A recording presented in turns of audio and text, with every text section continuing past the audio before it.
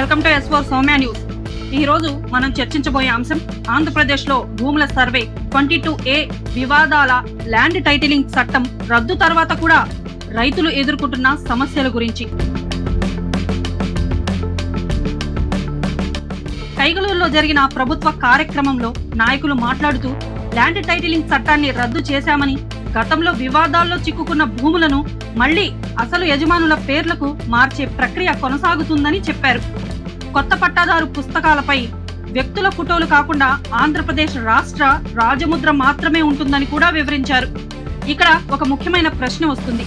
Land titling చట్టం రద్దయితే గతంలో 22A లేదా ఇతర కారణాలతో ఇబ్బందులు ఎదుర్కొన్న రైతులందరికీ పూర్తి స్థాయిలో న్యాయం జరిగిందా?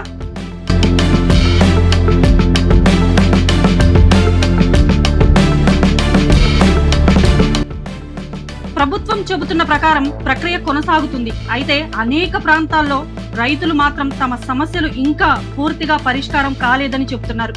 సర్వే పూర్తి కాకపోవటం, రికార్డుల సవరణ ఆలస్యం కావటం వల్ల కొందరు భూమి యజమానులు ఇబ్బందులు ఎదుర్కొంటున్నారని స్థానికంగా వినిపిస్తుంది. భూమి ఒక రైతుకు కేవలం ఆస్తి మాత్రమే కాదు, అది అతనికి జీవనాధారం. అదే బ్యాంకులలో రుణానికి ఆధారం. అదే కుటుంబ భవిష్యత్తుకు భరోసా. అలాంటి భూమి రికార్డుల్లో వివాదం ఉంటే రైతుకు రుణం పొందగలడా? భూమిని విక్రయించాలన్న ఇబ్బందులు ఎదుర్కొనే అవకాశం ఉంటుంది. ఈ కారణంగా వేలాది కుటుంబాలు అనిశ్చితిలో ఉన్నాయని పలువురు బాధితులు చెబుతున్నారు. గత ఎన్నికల్లో ల్యాండ్ టైటిలింగ్ చట్టం ప్రధాన రాజకీయ అంశంగా మారింది. అప్పటి ప్రతిపక్షం ఈ చట్టాన్ని తీవ్రంగా వ్యతిరేకిస్తూ అధికారంలోకి వస్తే రద్దు చేస్తామని హామీ ఇచ్చింది.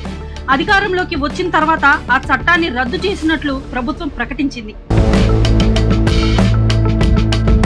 అయితే ఇప్పుడు మరో ప్రశ్న వినిపిస్తుంది.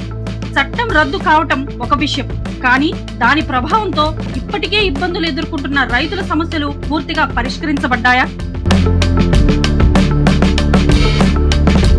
కొన్ని ప్రాంతాల్లో కొత్త పాస్బుక్లు అందుతున్నాయి. మరికొన్ని ప్రాంతాల్లో మాత్రం ప్రక్రియ ఇంకా కొనసాగుతుందని అధికారులు చెబుతున్నారు. రాష్ట్ర వ్యాప్తంగా ఈ ప్రక్రియ ఎప్పుడు పూర్తవుతుందనే దానిపై రైతులు స్పష్టత కోరుతున్నారు. ప్రభుత్వం మీ భూమి మీ హక్కు అనే కార్యక్రమాన్ని నిర్వహిస్తుంది. దీని లక్ష్యం భూమి యజమానిని స్పష్టంగా నమోదు చేయటమేనని అధికారులు చెబుతున్నారు. అయితే విమర్శకులు మాత్రం ఇది పూర్తిగా అమలయ్యే వరకు రైతులకు ఇబ్బందులు కొనసాగుతూనే ఉంటాయని అంటున్నారు.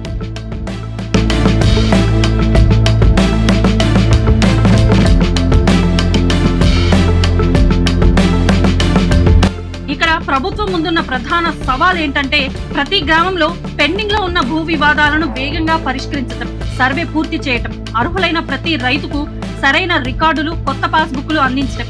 ఈ అంశంలో ప్రభుత్వం తీసుకుంటున్న చర్యలు ఎంత వేగంగా ఉన్నాయో, వాటి ఫలాలు ఎప్పుడు పూర్తిగా కనిపిస్తాయో రాబోయే రోజుల్లో స్పష్టమవుతుంది.